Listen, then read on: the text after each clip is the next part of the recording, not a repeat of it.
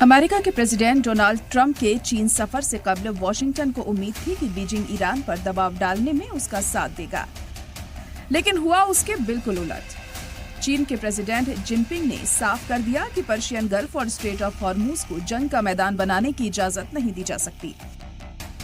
सबसे बड़ा झटका तब लगा जब चीन ने ईरान को कोई वार्निंग देने के बजाय अमेरिका की समुद्री नाकेबंदी पर ही सवाल खड़े कर दिए। यानी ट्रंप जिस मकसद से चीन पहुंचे थे वहां उन्हें हिमायत नहीं बल्कि स्ट्रैटेजिक तंज मिला। ट्रंप चीन पहुंचे थे इस उम्मीद में कि दुनिया की दूसरी सबसे बड़ी ताकत ईरान के खिलाफ उनके साथ खड़ी होगी, क्योंकि चीन ईरान का सबसे बड़ा तेल खरीदार है और बीजिंग चाहे तो तेहरान की इकोनॉमिक लाइफलाइन दबा सकता है। मगर चीन ने वो नहीं किया जिसकी उम्मीद व्हाइट हाउस कर रहा था। जिनपिंग ने ट्रंप के सामने दो लफ्जों में कहा कि हॉर्मूज स्ट्रेट से गुजरने वाले जहाजों से किसी तरह का टोल नहीं वसूला जाना चाहिए और पर्शियन गल्फ को जंग का अखाड़ा नहीं बनाया जाना चाहिए।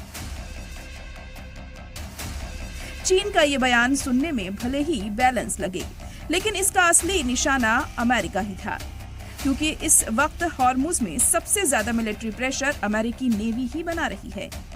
यानी चीन ने इशारों में अमेरिका को वार्निंग दे दी कि अगर उसने ईरान की घेराबंदी और बढ़ाई तो उसका असर पूरी दुनिया की मईशत पर पड़ेगा। चीन अच्छी तरह जानता है कि उसकी एनर्जी सप्लाई का बड़ा हिस्सा इसी समुद्री रास्ते से होकर गुजरता है। अगर हॉर्मूज बंद होता है तो सिर्फ ईरान या अमेरिका नहीं बल्कि चीन, जापान, साउथ कोरिया और यूरोप तक की मईशत हिल सकती है।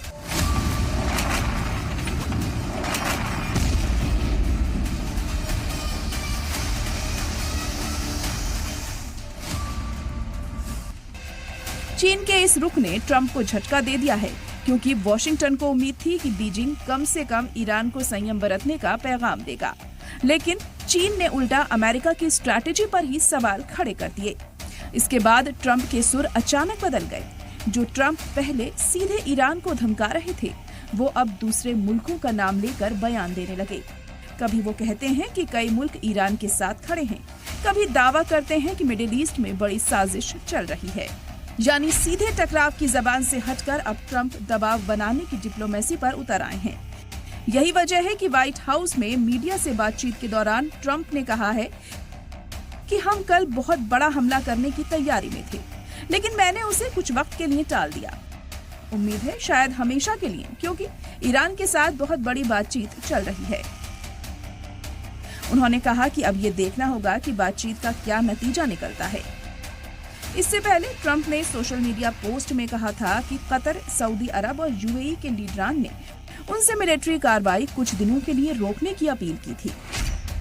ट्रंप ने कहा था कि अगर काबिल कबूल समझौता नहीं हुआ तो अमेरिकी आर्मी किसी भी वक्त बड़े पैमाने पर हमले के लिए तैयार रहेगी। उन्होंने ये भी दोहराया कि किसी भी समझौते की सबसे अहम शर्त ये होगी कि ईरान के पास न्यूक्लियर हथियार नहीं होंगे। रिपोर्ट्स के मुताबिक अमेरिका और ईरान के बीच न्यूक्लियर प्रोग्राम, यूरेनियम एनरिचमेंट और वेस्ट एशिया में बढ़ते टेंशन को लेकर बातचीत जारी है। असल में ट्रंप समझ चुके हैं कि ईरान पर हमला सिर्फ एक मिलिट्री कार्रवाई नहीं होगा, बल्कि पूरी दुनिया के लिए इकोनॉमिक जलजला साबित हो सकता है। हॉर्मूज स्ट्रेट दुनिया की सबसे अहम तेल सप्लाई लाइन है। दुनिया के करीब 20% तेल और एलएनजी की बड़ी खेप इसी रास्ते से गुजरती है। अगर यहाँ जंग भड़कती है तो तेल की कीमतें आसमान छू सकती हैं। ग्लोबल बाजार धाराशायी हो सकते हैं और अमेरिका खुद इकोनॉमिक क्राइसिस में फंस सकता है।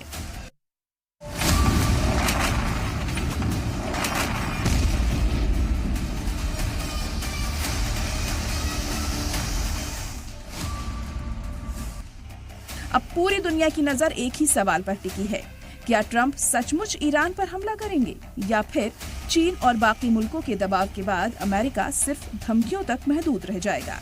क्योंकि इस बार मामला सिर्फ अमेरिका और ईरान का नहीं है, बल्कि हॉर्मूज की उस समुद्री नस का है जिससे पूरी दुनिया की मईशत की धड़कन चलती है। सलाम टीवी के लिए नदीम अहमद की रिपोर्ट।